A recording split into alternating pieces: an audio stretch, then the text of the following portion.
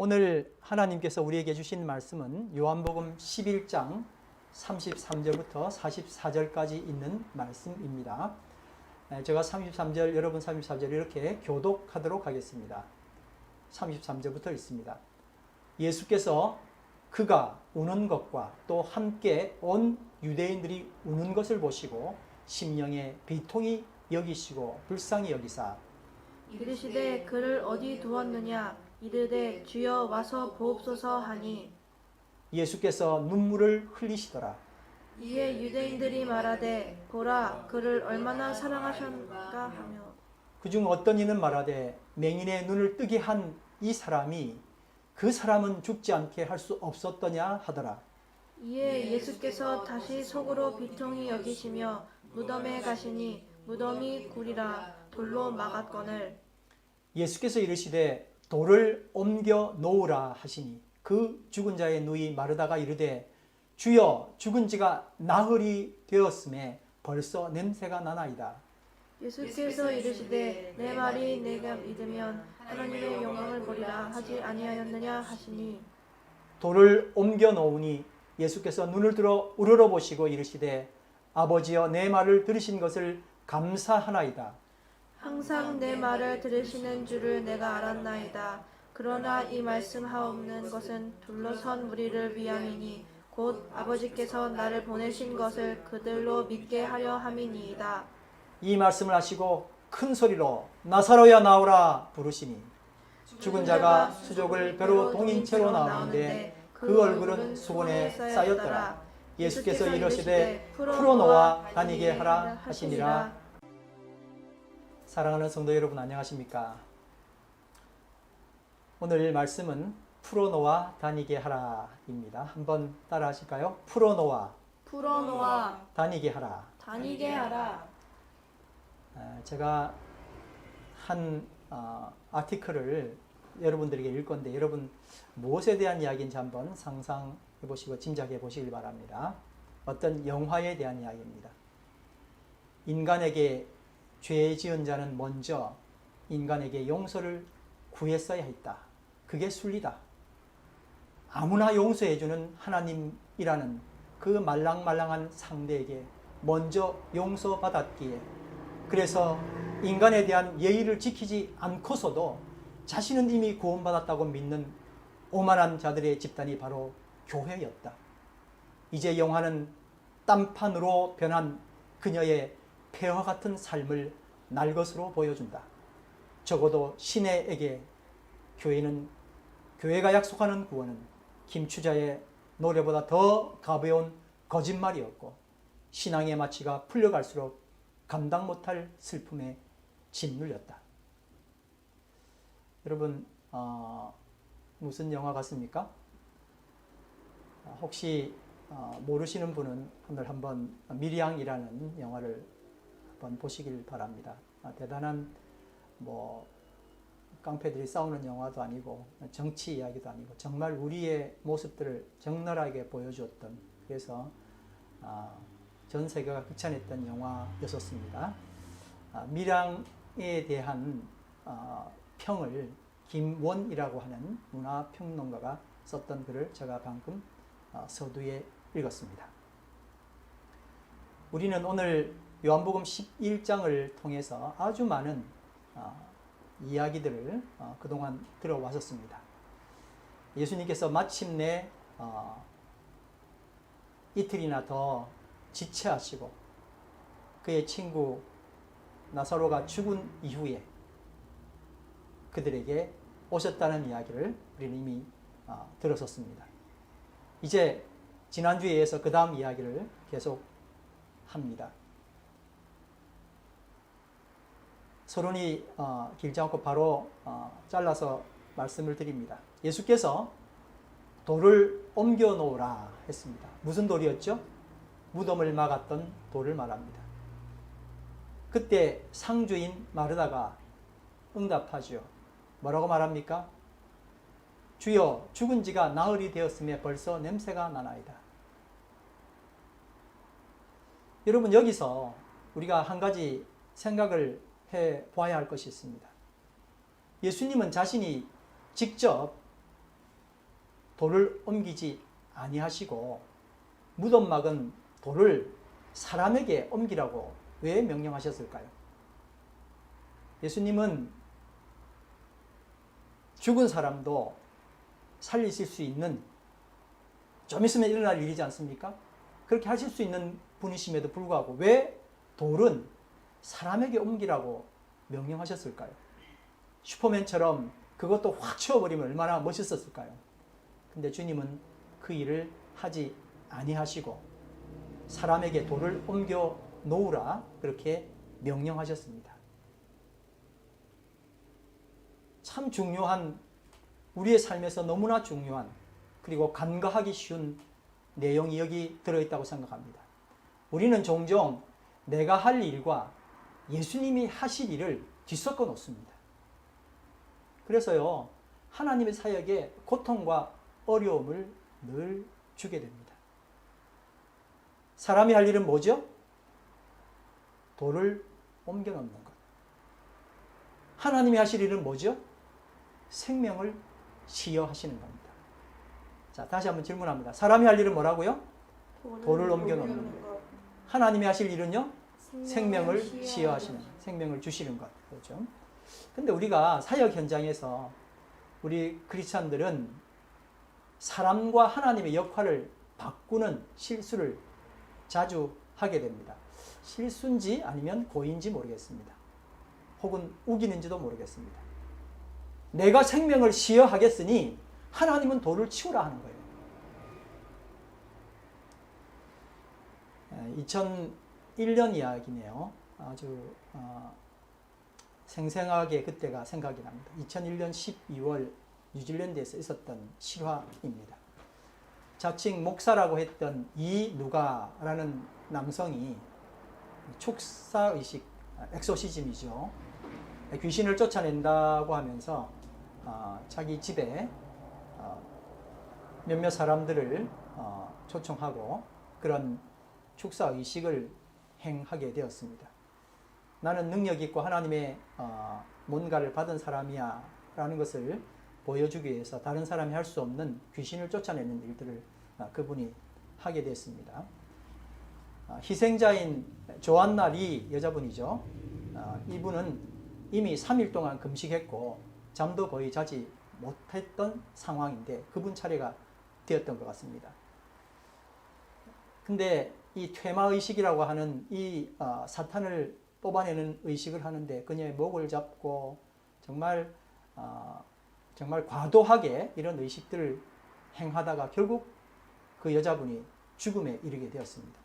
말하자면 이제 살인이 된 거죠. 그런데 그 이누가라고 하는 사람은 죽은 여자, 그 여자의 몸에다가 손을 대고 안수하고 퇴마의식을 계속 3일 동안 하게 되었습니다. 왜 그러냐고 나중에 물어봤더니 3일 후면 자신의 기도로 여자가 부활한다고 믿었기 때문에 그랬다고 합니다. 정말 이 경악할 범죄로 인해서 뉴질랜드 경찰은 그를 체포했고 결국 2001년 12월 20일에 뉴질랜드 법정에서 6년형 형기를 치른 후에 한국으로 추방된다 하는 선고를 받게 되었습니다. 바로 이 누가처럼 나도 내가 기도하면 병 낫고 죽은 사람도 부활하고 그렇게 대단한 능력을 가진 사역자가 되기를 원하는 사람이 아주 많이 있다고 생각합니다. 여러분, 근데 이게 진정 하나님이 원하시는 것일까요? 그렇게 기도하면 거의 반은 자기가 하나님이에요. 저도 이 당시 2001년에 이렇게 행하는 사람들 굉장히 부러워했었던 것 같습니다. 그래서 실질적으로 그렇게 하는 사람들 옆에 가서 기도하고 기도받고 귀신 쫓아내는 거 보면서 그렇게 대단한 능력 나도 가져야지. 이게 하나님이 기뻐하실 거야 라는 생각을 했었던 거죠. 그런데 여러분, 병이 나고 병이 낫고 죽고 사는 것, 이 모든 인간의 생로병사, 길흉화복, 이 모든 것이 다 하나님의 전적인 주관하에 있는 것입니다. 여러분, 목사가 성도의 아픔을 위해서 공감하는 마음으로 기도하며 위로하는 것은 돌을 치우는 것과 같습니다. 몇몇 성도님들이 또 우리의 동료 성도를 위해서 공감하는 마음으로 당연히 기도하고 위로하는 것, 이건 돌을 치우는 일과 같은 것입니다. 그런데 하나님의 뜻을 역행하며 심지어 사람들을 동원해서 하나님을 협박하듯이 하나님의 뜻을 돌이키려는 시도를, 이걸 대단한 믿음이라고, 거의 반은 하나님인 것처럼 착각해서 사람들을 동원해 주의 뜻을 변화시켜야 된다고 그렇게 말하는 건요, 이건 정말 믿음이 아닌 것입니다. 어떤 분이 저에게 이런 부탁을 했었습니다. 목사님, 저희 집에 오셔서 기도해 주세요. 왜요? 우리 집이 비싼 가격에 잘 팔리도록 도와주세요. 하나님께 기도해 주시면 좋겠어요. 이게 맞는 이야기입니까? 우리가 어떤 사람이 병이 나면 그분을 위해서 안타까운 마음으로 기도하는 것 맞습니다. 그러나 내가 기도해서 저분의 병이 낫게 되면 좋겠지만 그런 일은 하나님의 주관이죠. 어떤 분은 부탁합니다. 목사님, 기도해서 이번에 승진하게 해주십시오. 심지어 우리의 마음 가운데는 죽은 자를 부활시켜 주세요까지 이야기할 수 있는 것이죠.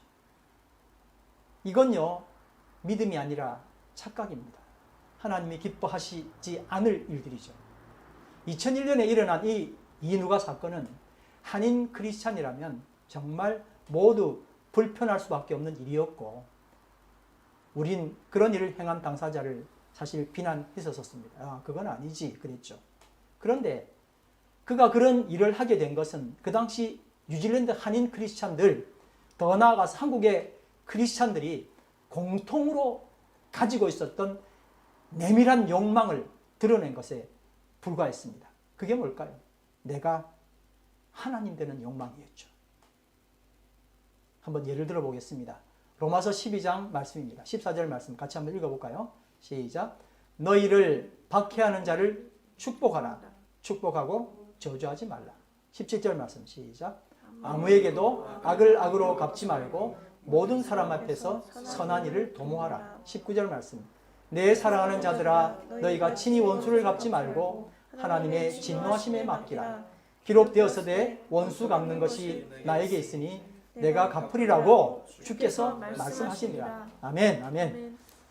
사과는 누가 해야 될 일입니까? 사람이. 사과는 사람이 해야 할 일입니다. 반면 심판, 판단은 누가 해야 됩니까? 하나님이 하셔야 될 하나님의 몫입니다. 그런데 우리는 이 역할을 너무 자주 바꾸어 버립니다.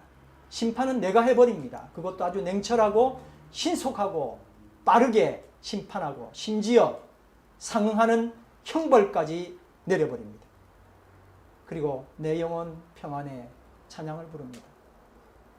이렇게 심판을 하고 나면 내가 주는 평안이 아니라 편안이 나를 감싸는데 그걸 알 리가 없겠죠.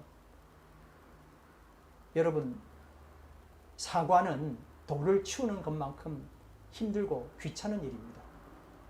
할 수 없는 게 아니라 하기 싫은 거죠. 요한복음 11장 44절 말씀입니다.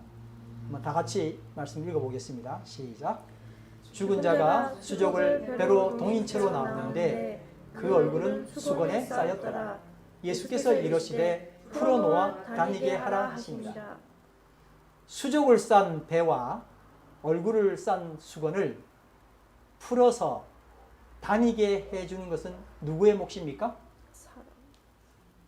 사람의 몫입니다. 그렇죠? 근데 우리는 돌만 치우면 됐지 뭘 또 자꾸 시키세요 이러는 거예요. 용서를 구하는 일도 마찬가지입니다. 그런데 하기 싫어요.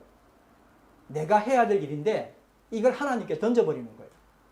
용서 구하지도 않고 뭐를 요구합니까? 화해되기를 요구하는 겁니다.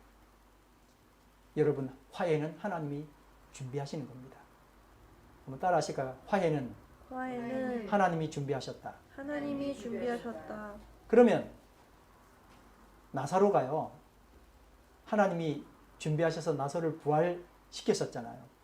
이렇게 했던 것처럼 하나님은 화해를 이렇게 다 준비시켜 놓은 거예요. 그리고 뭐를 기다리고 있어요? 배와 몸을 감쌌던 배와 얼굴을 쌌던 수건이 벗겨지기를 기다리고 있는데, 이걸 죽었다고 묶어놓은 사람이 풀 생각을 하지 않는 겁니다. 아, 이 냄새 나는데 저기 진짜 가도 되죠? 귀신 아니에요? 가기 싫은 거예요. 내가 반드시 치워야 할 배와 수건 말입니다. 단지 그 배와 수건을 하나님이 치우시고 나는 그 덕에 화해의 얼굴 훔쳐보기를 원한다는 겁니다. 근데 예수님이 말씀하시죠. 배를 벗겨라. 수건을 벗겨라. 풀어서 다니게 하라. 그렇게 말씀하십니다. 한번 따라합시다. 배를 벗겨라. 배를 벗겨라. 수건을 벗겨라. 수건을 벗겨라. 다니게 하라. 다니게 하라. 아멘. 내가 할 것은 하나님이 하고 하나님이 하실 것은 내가 하고픈 욕망, 이게 바로 내 마음대로 하려는 죄입니다. 우리 크리스찬들이 원래는 내 마음대로 하는 인생 아닙니까? 그래서 하나님을 믿게 되고 난 다음에, 크리스찬이 되고 난 다음에 이제 주님 마음대로 하는 인생으로 변하게 되었습니다. 그래서 우리 크리스찬의 삶이 매일 주님 뜻대로 합니까?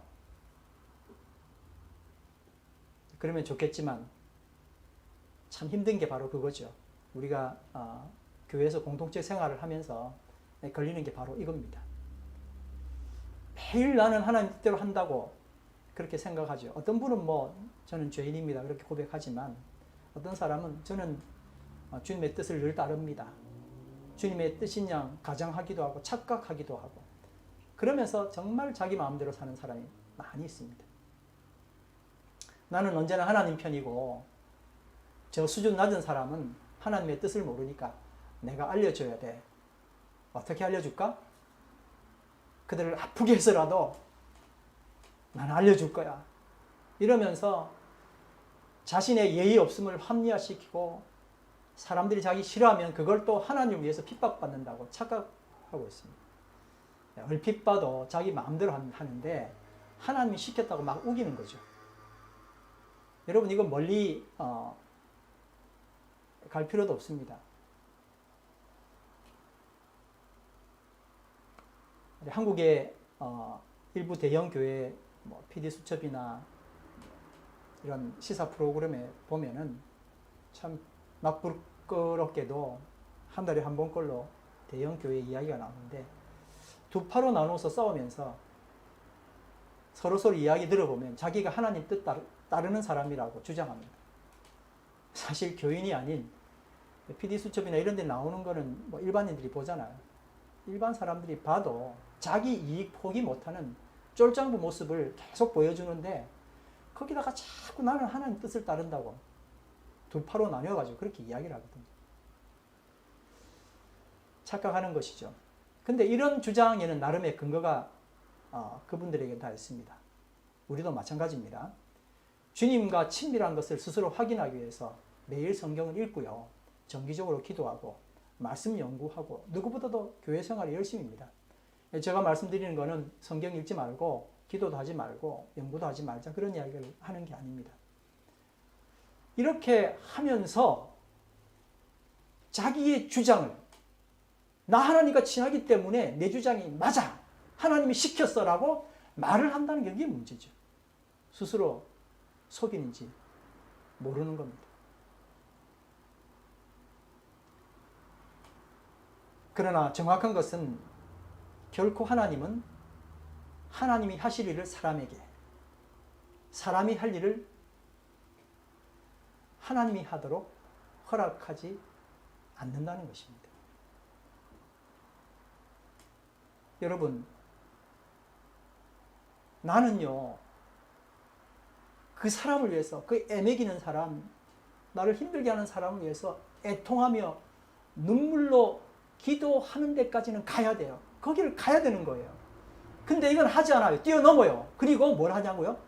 그를 가르치고 심판하면서 하나님 영역을 마구 넘나드는 거예요.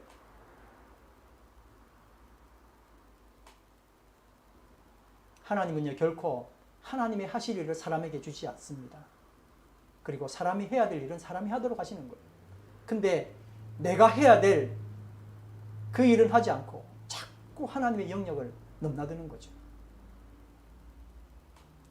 가정 공동체, 교회 공동체, 선교회 공동체 어느 것 하나 덜 중요하지 않습니다.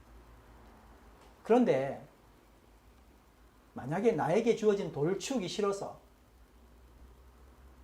배와 수건 풀어주는 거 싫어서 가정 공동체에서 교회 공동체로 피하는 경우가 많습니다. 반대 경우도 있겠죠. 또 가정 공동체나 교회 공동체에서 선교회 공동체로 피하는 경우도 있습니다. 좀 오래된 이야기지만 제가 잘 아는 건축일 잘 하시는 어떤 집사님이 계셨는데 가정에 좀 힘든 일들이 있어서 저랑 여러 이야기를 나눴던 그런 시간들이 있었습니다. 근데 그 집사님이 저에게 그랬어요. 목사님, 저 아프리카로 선교 가고 싶어요. 이제 그 말씀을 하시면 제가 되게 좋아하면서 아이고 생각 잘 하셨어요. 아프리카 선교 가시면 얼마나 좋아요. 이렇게 아마 대답할 줄로 기대하셨던 것 같아요. 근데 저는 그렇게 대답하지 않고 찬성하지 않고 집사님 원해서 아프리카 가는 건 선교가 아니고 피하는 겁니다. 이렇게 말씀드렸었어요. 가정이 힘든데 가정 상황 가운데 문제를 해결하기보다는 이제 피해서 아프리카를 가겠다고 하는 게 그게 하나님 기뻐하실까요? 하고 이야기를 했던 적이 있었습니다. 다 하나님이 기뻐하시는 공동체니까 어디 가든 하나님이 기뻐하신다고 믿고 싶겠지만 돌치우기 싫어서 해치기 싫어서 풀어주는 것 그래서 다닐 수 있도록 만들어주는 것 하지 않으려고 그걸 피하는 것을 하나님 뜻이라고 이야기하면 안 되죠. 전적으로 자기 뜻 아닙니까? 거기에다 내 마음대로 되지 않으면 발 담근 공동체를 두고 이 공동체는 하나님 없다, 사랑이 없다며 또 비방합니다. 정말 심각한 건 또 뭐냐면은 이런 이야기를 하죠. 나는 사람하고만 아니요. 나는 사람하고 상대하지 않아요. 나는 하나님하고만 상대합니다. 이 이야기예요. 뭐라고요? 나는 사람하고 상대하지 않고 누구하고만 상대한다고요? 하나님하고. 야, 이 말 굉장히 신앙 있어 보이지 않습니까? 근데 만약에 이것이 돌치우기 싫어서 만들어 놓은 구실이라면 어떻게 할까요? 비록 자존심 상해도 사람을 용서하고 사람에게 용서를 구해야 되는데 나는 하나님 사랑해요. 하나님께만 영광 돌려요. 사람은 상대하지 않습니다. 이건 정말 이기적인 신앙의 진수가 아닐 수가 없습니다. 용서를 사람에게 구해야 되는데 그건 하기 싫으니까 난 사람하고 상대 안 한다고 얼마나 한심하고 답답한 이야기입니까? 마치 영화 밀양을 보는 것과 같습니다. 아들이 유괴되어서 죽었습니다. 매일 지옥을 걷는 시내에게 앞집 약국에서 교회를 소개했고 그것은 그녀에게 한 줄기 빛이 되었습니다. 이제 열광적으로 그녀가 그 괴로움을 잊기 위하여 열광적으로 교회에 나갔고 시내는 교회에서 하는 이야기 실질적으로 자기도 하겠다고 마음먹고 살인자를 용서하기로 합니다. 그래서 아들의 살인자이며 자신의 원수 그 사람을 만나러 감옥으로 가죠. 근데 여러분 고통으로 몸부림칠 줄 알았던 원수는 의외로 평온합니다. 저는 그 영화에서 그 얼굴을 잊을 수가 없습니다. 정말 천사도 그런 천사가 없더라고요. 그 얼굴에. 참 연기를 잘 하신 거죠. 그는 이미 하나님을 만나서 마음의 평안을 얻고 용서를 받아서 새 사람이 되었다면서 기쁨에 넘쳐 있었습니다. 시내는 그리고 그 영화를 보았던 많은 사람들과 함께 너무나 손쉬운 하나님의 용서를 가르쳤던 교회에 분노합니다. 돌을 치워라, 배와 수건을 풀어라 하는 설교를 미루고 방임해 온 목사들을 향해서 분노하는 것입니다. 그러므로 예물을 제단에 드리려다가 거기서 내 형제에게 원망 들을 만한 일이 생각나거든 예물을 제단 앞에 두고 먼저 가서 형제와 화목하고 그 후에 와서 예물을 드리라. 마태복음 5장 23절 있는 말씀 아닙니까? 다 같이 한번 읽어볼까요? 시작.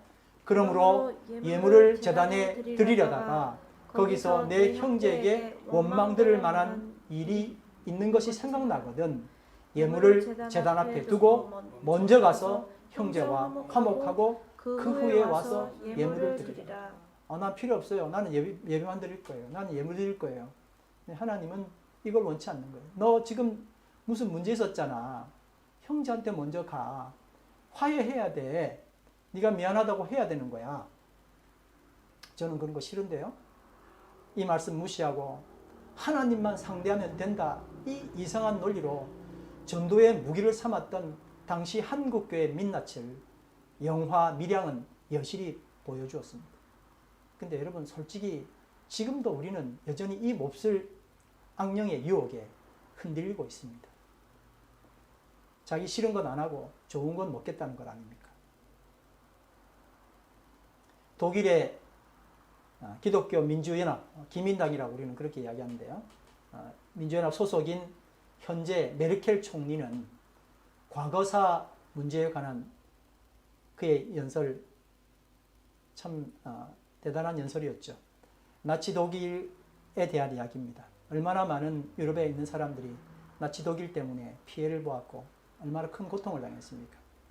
근데 자기가 한 것도 아니고 그 위에 윗대 조상이 했던 그 만행을 메르켈 총리는 나치의 만행을 기억하는 것은 독일인의 영원한 책임이라고 말을 했습니다. 근데 그만 그렇게 한 것이 아니고 정말 50년 어김없이 머리 숙여서 그들의 윗대 조상의 잘못을 책임지며 사과하는 것, 이게 독일 사람들의 마음이었고 계속 그 일을 해왔던 겁니다. 독일은 상대방이 됐다 할 때까지, 상대방이 만족한다 할 때까지 사과하는 것, 이게 맞다고 그렇게 이야기를 하고, 그래서 이 태도를 통해서 전 유럽 사람들의 존경과 신임을 받고 있습니다. 그런데 일본은 과거사에 대해서 주변국들에게 한번 사과했으면 그만이지 뭐 또 사과하라고 하냐면서 날선 반응 보이고 한수 더 떠서 그들의 치욕적인 과거사를 멋지게 포장하기도 하고 왜곡하기도 하고 은폐하기도 하고 날조합니다. 아마도 이런 일본을 좋게 생각할 사람은 별로 없을 겁니다. 그렇죠? 그런데 이 문제를요, 나에게 가져오면 입장이 금방 달라집니다, 여러분. 사과하기도 싫지만 아무튼 한 번 사과를 했으면 그만이지. 그것에 만족하지 못한 상대방이 계속 사과 요구한다면 우리의 얼굴색은 달라질 겁니다. 그런데 상대방이 만족할 때까지 사과할 수 있다면 그건 정말 진정한 크리스찬이고 진정한 용기입니다. 여기서 회복이 시작될 것입니다. 크리스찬의 멋이 여기 있지 않겠습니까? 나를 죽여주세요. 좀 이따가 아니요, 저 좀 살려주세요. 하루에 몇 번씩 우리는 이런 기도를 하며 하나님을 슬프게 합니다. 뭔 좀 일 생기면 죽여주세요. 나를 죽여주세요. 그러다가 또 금방 나를 살려주세요. 그러다가 이 모든 기준이 다 내 감정이잖아요. 하나님을 섬기는 게 아니라 하나님을 대적하는 거예요. 그러나 이렇게 죽으면은 책임을 면피하기 위해서 죽는 자살과 뭐가 다를까요? 그리스도와 함께 죽는 길을 택하지 않고 스스로 죽었다 살았다 하루에도 몇 번 반복을 하는 거예요. 이렇게 돌 치우기가 너무 싫어서 배와 수건 벗겨주기가 너무 싫어서 죽기보다 싫어서 죽어버리고 싶다는 신자가 우리를 슬프게 합니다. 갈라디아 2장 20절 말씀 한번 다 같이, 너무 잘 아는 말씀이죠. 읽겠습니다. 시작. 내가 그리스도와 함께 십자가에 못 박혔나니 그런즉 이제는 내가 사는 것이 아니요 오직 내 안에 그리스도께서 사시는 것이라. 이제 내가 육체 가운데 사는 것은 나를 사랑하사 나를 위하여 자기 자신을 버리신 하나님의 아들을 믿는 믿음 안에서 사는 것이다. 여기 죽음과 삶이 나오지 않습니까? 내가 죽었어요. 어떻게 죽었습니까? 그리스도와 함께. 어떻게 해요? 십자가에 못 박혀 죽었습니다. 그래서 이제 내가 사는 것은 하나님을 믿는 믿음 가운데 사는 것이라고. 근데 나 혼자 죽었다가 나 혼자 살았다가 반복하는 삶은 정말 매일매일이 지옥일 수밖에 없습니다. 근데 여러분, 그게 나만 죽는 게 아니에요. 나 이제 없는 셈 치세요 하고 훅 나가버리고 문 쾅 닫고 나가버리고 그러면요, 거기에 있는 공동체가 같이 그 사람 때문에 고통당하고 힘들어합니다.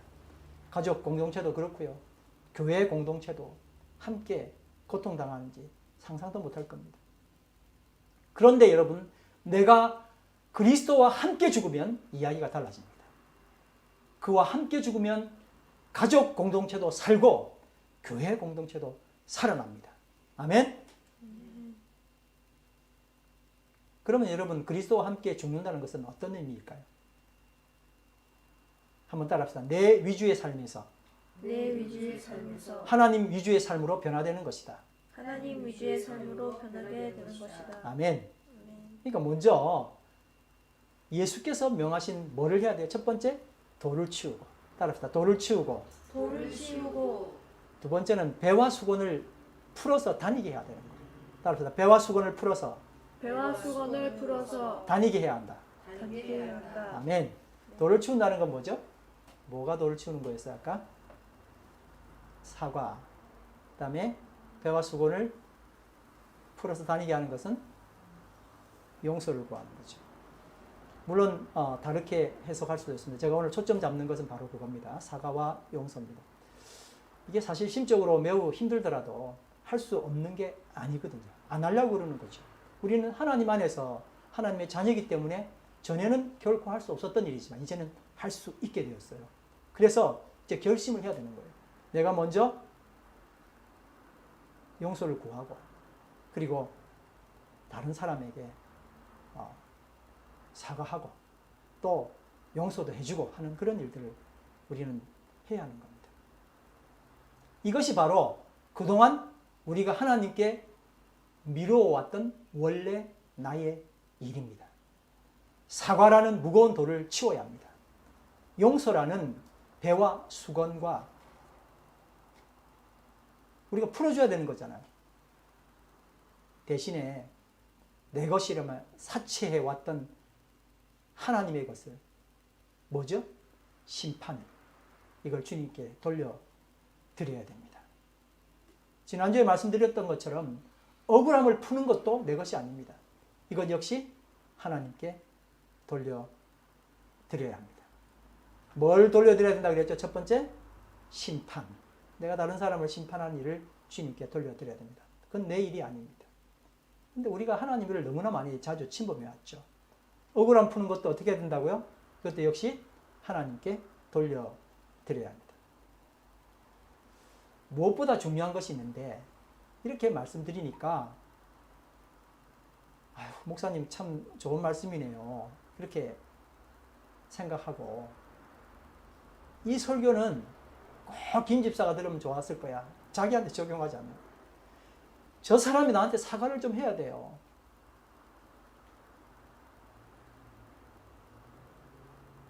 이렇게 억지를 부르는 거죠. 누구에게 적용해야 된다고요? 이 모든 걸? 나에게. 내가 용서해야 돼. 내가 사과해야 돼. 그렇게 해야 되는데 꼭 다른 사람한테 해야 돼. 저 사람이 용서를 좀 날 좀 해주면 좋을 건데 좀 찾아와서 이야기해주면 좋을 건데 그러지 내가 가지 않는 거예요. 우리는 하나님이 나에게 뭘 원하시는지를 분명히 알아야 합니다. 참 놀라운 이야기죠. 요한복음의 그 11장의 그 좋은 이야기 중에 어떻게 예수님이 실질적으로 돌을 스스로 치우시지도 아니하시고 우리에게 치우라 하셨을까요? 그리고 나사로가 살아서 걸어 나오는데 배를 벗겨내고 수건을 벗겨내서 정말 걸어 다니도록 그렇게 만들어 주라고 어떻게 그렇게 하실 수 있었을까요? 너무 놀라운 말씀인 줄 이렇게 우리가 받아들였으면 좋겠습니다. 만약에 우리가 이렇게 하지 않으면 돌무덤 안에서 나사로는 나오지 못하고 계속 서성거릴 겁니다. 한번 여러분 상상해 보십시오. 우리가 아직도 무덤 문을 돌로 열지 아니하고 그에게 묶여있는 수건과 그리고 배를 풀어주지 않으면 서성일 겁니다. 우리가 아직 행복하지 못하고 하나님 안에서 평화를 누리지 못하는 이유는 아직도 무덤 안에서 나오지 못하는 나사로, 나로 인하여 나오지 못하는 나사로 때문에 그런 거예요. 요한복음 12장 24절 말씀 다 같이 한번 읽어보겠습니다. 요한복음 12장 24절 말씀입니다. 시작. 내가 진실로 진실로 너희에게 이르노니 한 알의 밀이 땅에 떨어져 죽지 아니하면 한 알 그대로 있고 죽으면 많은 열매를 맺느니라. 여러분, 그냥 내 성질대로 살다가 썩어서 죽겠다 이런 헛된 죽음을 계획하지 마시기 바랍니다. 교회 오기만 하면 죽으라 그랬는데 미치겠죠. 근데 하나님은 성질대로 살다가 썩어서 죽는 그 죽음을 너무 슬퍼하십니다. 썩어 없어지지 말고 멋진 죽음을 선택하시길 바랍니다. 우리가 공부만 읽었잖아요. 풍성한 열매를 맺는 멋진 죽음이 바로 그리스도와 함께 죽는 것입니다. 한번 따라 하실까요? 그리스도와 함께 죽자. 그리스도와 함께 죽자. 아멘. 혼자 죽으면 자살입니다. 나 죽여주세요. 안 돼요. 근데 예수님께서 함께 죽겠다고 하셨습니다. 갈라디아 5장 24절에서 26절 말씀입니다. 우리 또 다 같이 한번 말씀을 읽겠습니다. 시작.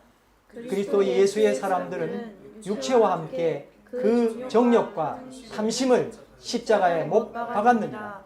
만일 우리가 성령으로 살면 또한 성령으로 행할지니 헛된 영광을 구하여 서로 노엽게 하거나 서로 투기하지 말지니라. 아멘. 말씀은 이렇게 간단한데 정말 대단한 말씀이 들어있다고 생각합니다. 오늘 금주의 암송 말씀을 다 같이 한번 읽겠습니다. 요한복음 11장 44절 말씀입니다. 시작. 죽은 자가 수족을 벼로 동인 채로 나오는데 그 얼굴은 수건에 쌓였더라. 예수께서 이르시되 풀어놓아 다니게 하라 하시니라. 아멘. 우리 다 같이 주의 성령의 인도를 받는 삶을 살길 바랍니다. 성령님 오시옵소서. 이 땅 흔들며 임하시옵소서. 거짓과 탐욕, 죄악에 무너진 우리의 가슴을 정케 하여 주시옵소서. 거룩한 불꽃으로 하늘에서 임하셔서 우리를 하나님의 성령으로 불타게 하여